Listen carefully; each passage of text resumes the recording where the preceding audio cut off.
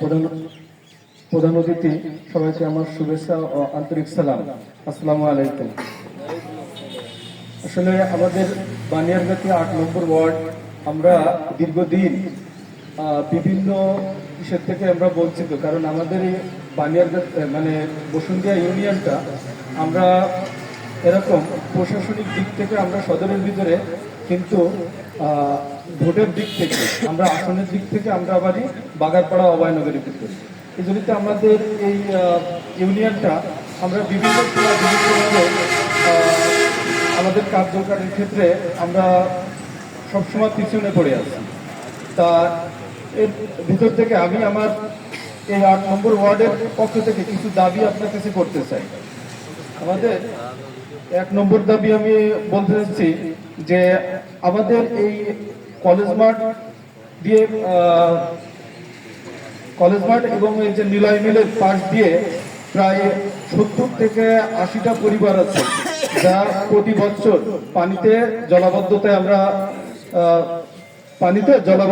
পড়ে যায়। আমরা এর জন্য আমরা আসলে উপজেলায়ও আবেদন করছি, কিন্তু তার এখনো কোনো সুরাহা পাইনি।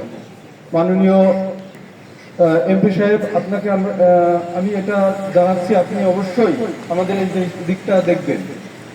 দ্বিতীয়ত, আমাদের সিংহিয়া রেল স্টেশনে একটা ফুট ওভারব্রিজ প্রয়োজন, যার কারণে আমরা এলাকাবাসী অনেক জোরালো মানববন্ধন করেছি, অনেক কিছু করছি।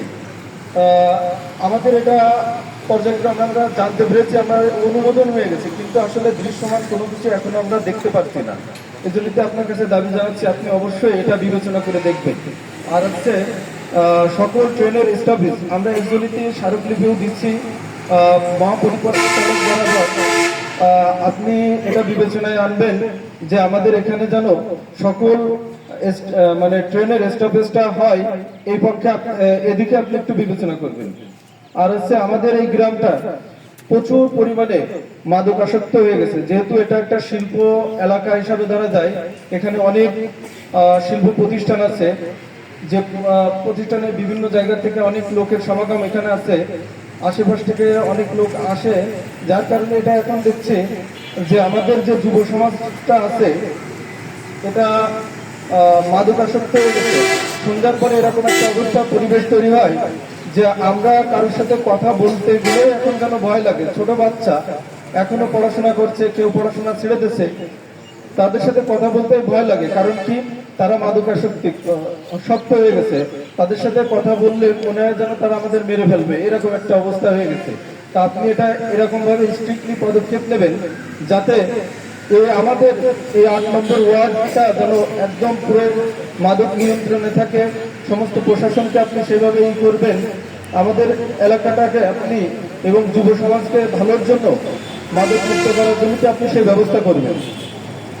আরেকটা বিষয় হচ্ছে আমাদের এই যে বানিয়ারগাতি মানে মাদ্রাসা, মহিলা মডেল দাখিল মাদ্রাসা, এই মাদ্রাসায় অনেক স্টুডেন্ট আছে, আর প্রায় ৬০০ স্টুডেন্ট।